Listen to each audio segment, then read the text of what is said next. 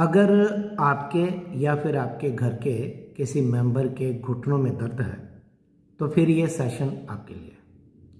या फिर आप एक ऐसे डॉक्टर हैं जो आयुर्वेद की दवाओं से घुटनों के दर्द का इलाज करते हैं या दूसरे जोड़ों के दर्द का इलाज करते हैं, तो भी ये सेशन आपके लिए है। नमस्कार फ्रेंड्स, मैं हूं डॉक्टर वशिष्ठ, आयुर्वेद कंसल्टेंट। और जैसा कि अभी आपने सुना, इस सेशन में हम लोग बात करने जा रहे हैं घुटनों के दर्द पर। घुटनों का दर्द क्या होता है, क्यों होता है, किसे होता है, कब होता है, इसमें एक्चुअली क्या होता है और आयुर्वेद से इसका कैसे इलाज किया जा सकता है। लेकिन इसी जगह मैं एक सावधानी वाला संदेश देना चाहता हूँ। अगर तो आप डॉक्टर हैं तो अच्छी बात है, यहाँ जो भी कुछ बताया जाएगा उसको देखिए, जानिए, परखिए और आपको पसंद आता है तो उसका लाभ अपने पेशेंट्स को दीजिए। लेकिन अगर आप डॉक्टर नहीं हैं, आप एक सामान्य जन हैं, तो फिर इस सेशन में दी जाने वाली सारी जानकारी, सारी इन्फॉर्मेशन केवल आपके जानने के लिए है। आपको पता चले कि आपके घुटने में क्या हो रहा है। लेकिन इस सेशन के आधार पे, इसमें जो जानकारी दी जा रही है उसके आधार पे आप ना तो अपना ना दूसरों का इलाज करिएगा। ये सावधानी वाला संदेश आप याद रखिए। शुरू करते हैं कि घुटने का दर्द क्या होता है, क्यों होता है। फ्रेंड्स, आप समझ लीजिए कि ये एक हड्डी है, ये दूसरी हड्डी है। अगर ये डायरेक्टली एक दूसरे से जुड़ी होंगी तो हड्डियाँ घिस जाएगी। तो ईश्वर ने क्या किया, इन दोनों के बीच में कार्टिलेज, एक सॉफ्ट बोन रख दी, इधर भी इसके साथ भी, और ये चलता रहता है काम। घिसने वाला काम जो है वो लगभग नहीं होता है जब तक के या तो उम्र बढ़ने लगे, तो फिर कार्टिलेज की भी अपनी एक उम्र है, वो धीरे धीरे घिसने लगती है, कटने फटने लगती है। या फिर कोई अपने जोड़ का गलत इस्तेमाल करता है, बहुत देर तक खड़ा रहता है, बहुत अपना वेट बढ़ा लेता है। अब घुटने बने हुए हैं, मान लो 60 किलो वेट उठाने के, वजन हो गया 80 किलो 90 किलो, तो वो कार्टिलेज घिसेगी ना। या फिर बहुत देर तक कोई चौकड़ी मार के या उकड़ू होके बैठे रहते हैं, भारी चीज़ें उठाते हैं, तो ऐसे लोगों के घुटने जल्दी घिस जाते हैं। नहीं तो एज के साथ घिसते हैं, लेकिन कुछ लोगों के नहीं भी घिसते हैं। इसे कहते हैं ऑस्टियोआर्थराइटिस।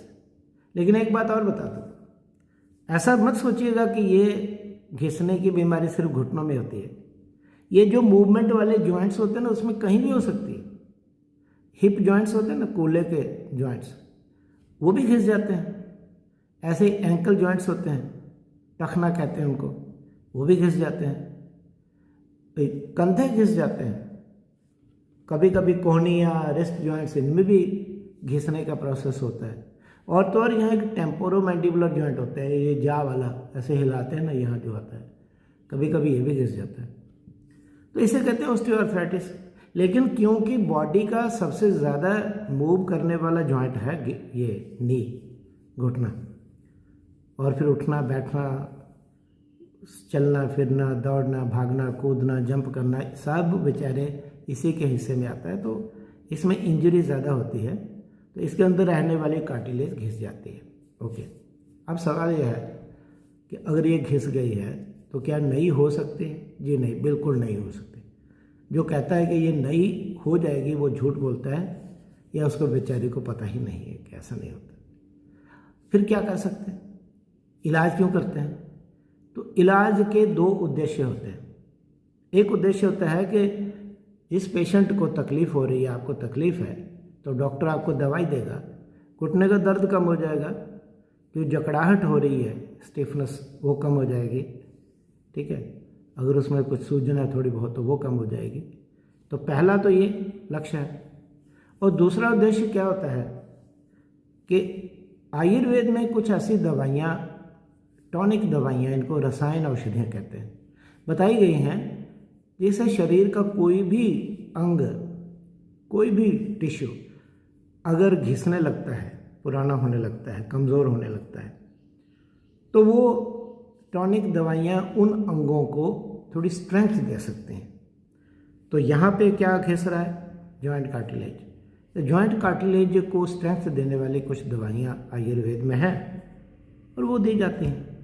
तो जब इलाज करना होता है मान लीजिए कोई पेशेंट है, वो डॉक्टर के पास गया, आयुर्वेद डॉक्टर के पास गया और उसको डॉक्टर को जाके बोला कि मेरे घुटनों में बहुत दर्द है, जकड़ाहट है, मेरे से उठा बैठा नहीं जा रहा, चला फिरा नहीं जा रहा, रात को सोते सोते आधी रात को कभी कभी मैं एकदम दर्द के मारे कराह उठता हूँ, कभी कभी इतना दर्द होता है। तो ऐसे में डॉक्टर क्या करेगा? डॉक्टर ऐसी दवाइयाँ देगा जिससे कि दर्द कम होगी और अगर अंदर सूजन है तो वो कम होगी। तो इसके लिए एक जो सूजन या दर्द कम करने वाली आयुर्वेद की बहुत अच्छी दवाई है, सूजन कम करने वाली खास करके, उसका नाम है निर्गुंडी। तो निर्गुंडी दी जाती है। तो निर्गुंडी की टैबलेट आती है, तो 2-2 टैबलेट दिन में 3 बार वो दी जाती है। हालांकि इसके पत्तों का चूर्ण भी खिलाया जाता है, लेकिन ज़्यादातर लोग खा नहीं पाते हैं। और एक और दवाई आती है, अगर निर्गुंडी नहीं देनी है तो एक और दवाई है, उसका नाम है एरंडमूल। तो एरंडमूल भी दी जाती है, उसकी भी टैबलेट आती है, 2-2 टैबलेट दिन में 3 बार दी जाती है। ये ज़्यादातर अंदर जो सूजन हो जाती है ना जोड़ के अंदर, नी के अंदर, उसे कम करते हैं। लेकिन दर्द कम करने के लिए एक अलग दवाई है और उसका नाम है जातिफल, जिसे जायफल कहते हैं। तो वो दर्द बहुत अच्छे से कम करता है। तो आमतौर पर क्या किया जाता है कि डॉक्टर क्या करेगा, वो निर्गुंडी और जातिफल दे देगा या फिर एरंडमूल और जातिफल दे देगा। एक तीसरी दवाई भी है, वो भी काफ़ी अच्छी, उसका नाम है शल्लकी। हो सकता है वो शल्लकी और जातिफल दे दे। तो ये कॉम्बिनेशन बनाना ज़रूरी है, एक दर्द कम करने वाला जातिफल और सूजन कम करने वाली, चाहे निर्गुंडी हो या एरंडमूल हो या फिर शल्लकी हो। तो इनकी टैबलेट्स आती हैं और दोनों की 2-2 टैबलेट्स 3 बार डॉक्टर कब तक देगा? जब तक कि उस पेशेंट को दर्द में राहत मिल जाए और वो थोड़ा बहुत चलना शुरू हो जाए। और तब फिर, और हाँ, एक चीज़ और, मालिश के लिए कुछ तेल दिए जाते हैं, लोकल मसाज के लिए तेल होते हैं। एक आयुर्वेद में उड़नशील तेल होते हैं ना, वोलेटाइल ऑयल्स, जैसे एक गंधपूर तेल है, तो गंधपूर इसमें तेल लगाया जाता है, तारपीन का तेल है, या फिर यूकलिप्टस का तेल होता है, ऐसे दालचीनी का तेल होता है, लौंग का तेल होता है, ऐसे कपूर, पुदीना, अजवाइन सत्व, लाल मिर्च, ये सारी चीज़ें होती हैं। इनसे कोई बना हुआ तेल, क्रीम अगर डॉक्टर के माइंड में हो तो वो लिखते हैं कि भाई इसकी मालिश कराइए। इन्हीं से बना हुआ एक लोसवेल ऑयल आता है, तो लोसवेल ऑयल की भी मालिश कराई जाती है। तो एक एक्चुअली टैबलेट आती है, लोसवेल टैबलेट, उसमें क्या होता है, उसमें जातिफल भी डाला गया है और एरंडमूल भी है। तो जातिफल तो दर्द वाली हो गई, एरंडमूल सूजन वाली हो गई, और शल्लकी भी है, वो भी सूजन वाली है। तो ये टैबलेट का नाम है लो स्वेल, स्वेलिंग को लो करती है। ये 2-2 टैबलेट दी जाती है, साथ में ऑयल की मालिश कराई जाती है। कब तक? जब तक के पेशेंट को राहत मिलना शुरू हो जाए। उसके बाद क्या करते हैं, फिर देते हैं कार्टिलेज को स्ट्रांग बनाने वाली दवाई। और हमारी नज़र में 3 दवाइयाँ हैं जो कार्टिलेज को स्ट्रेंथ दे सकती हैं। नंबर 1 दवाई है अस्थि श्रृंखला, जिसे आम लोग बोलते हैं हड्ड जोड़। तो नाम बताता है कि हड्ड जोड़ का मतलब हड्डियों को जोड़ती है। तो एक्चुअली ये हड्डियों को ही जोड़ती है, जो टूटी हुई हड्डियाँ होती हैं ना, फ्रैक्चर्स में हड्डियाँ जब टूट जाती हैं तो जल्दी जुड़ जाएं, अच्छे से जुड़ जाएं, उसके लिए ये एक दवा है अस्थि श्रृंखला। ओके, एक तो ये दी जाती है। दूसरी एक दवाई है जो बहुत सारे लोग जानते हैं कि लोग तो ये सोचते हैं कि काम शक्ति बढ़ाने वाली है, वो शिलाजीत, लेकिन उसके साथ साथ वो शरीर की भी शक्ति बढ़ाती है और घिसते हुए जोड़ों को शक्ति देती है। तो शिलाजीत भी इसमें काफ़ी असरदार हो सकती है। और तीसरी दवाई है अश्वगंधा, वो तो बड़ी फेमस है, लोग जानते हैं उसे, पूरे शरीर को ताकत देती है, वो भी काम शक्ति बढ़ाने के लिए बताई जाती है और जोड़ों की शक्ति को भी बढ़ाती है। तो अब इनका इस्तेमाल डॉक्टर कैसे करते हैं?